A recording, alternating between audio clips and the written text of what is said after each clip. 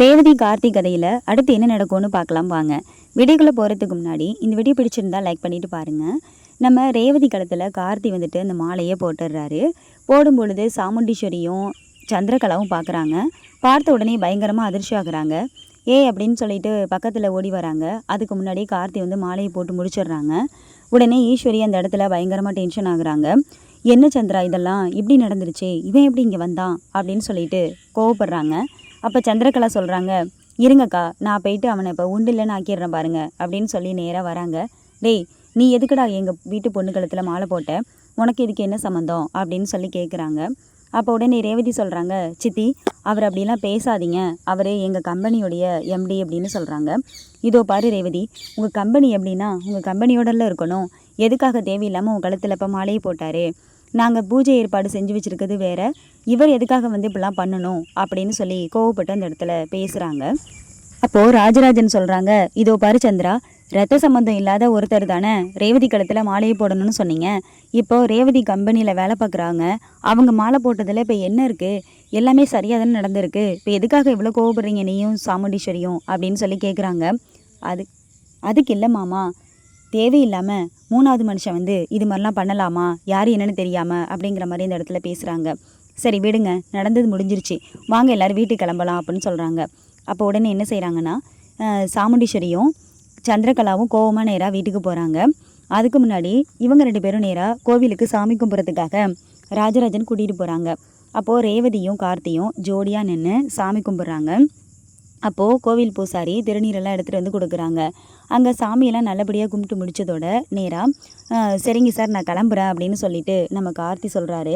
அப்போது ராஜராஜன் சொல்கிறாங்க, இல்லை சார் இவ்வளோ தூரம் வந்துட்டீங்க, அப்படியே வீட்டுக்கு வந்துட்டு சாப்பிட்டுட்டு போங்க அப்படின்னு சொல்கிறாங்க.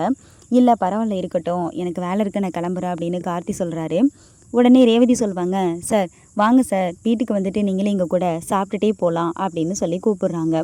உடனே வேறு வழி இல்லாமல் என்ன செய்கிறாங்கன்னா நம்ம கார்த்தியும் நேராக வந்துட்டு சாமுண்டீஸ்வரி வீட்டுக்கு தான் வராங்க. 2 பேரும் ஜோடியாக வீட்டுக்குள்ளே வராங்க. வரும்பொழுது ரோஹிணி கேட்குறாங்க, நான் வேணா போயிட்டு ஆரத்தி எடுக்கட்டுமா அப்படின்னு சொல்லி கேட்குறாங்க.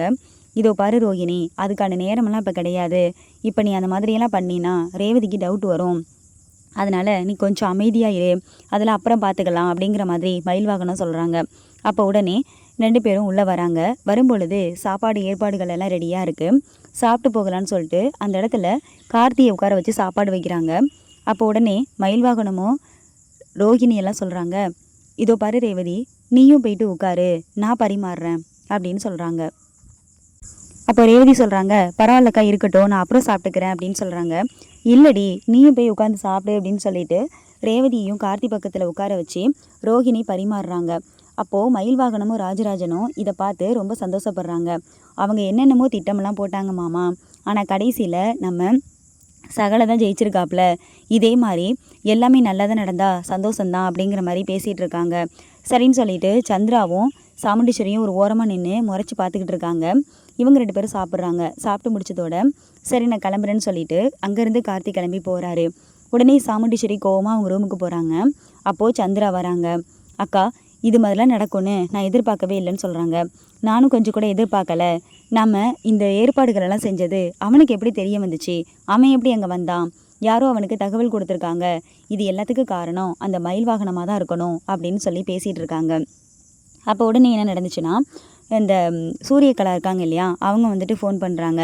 ஃபோன் பண்ணி என்ன இந்த மாதிரியெல்லாம் நடந்துருச்சாமே அப்படின்னு சொல்லிட்டு அந்த இடத்துல கேட்குறாங்க.